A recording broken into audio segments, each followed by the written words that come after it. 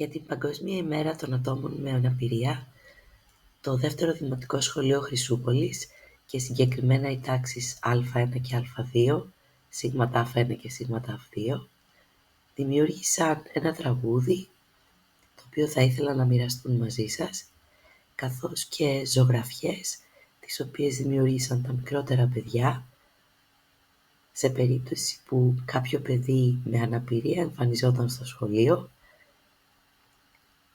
Είναι εντυπωσιακές οι ιδέες των παιδιών και πόσο θα ήθελαν να στηρίξουν και να βοηθήσουν ένα τέτοιο παιδί. Μαζί με μας θα θέλαμε να τα απολαύσετε κι εσείς και θα σας δώσουμε την ευκαιρία να κρατήσετε το τραγούδι, αν θέλετε να το μάθετε να το τραγουδάτε μαζί μας. Ευχαριστούμε πολύ!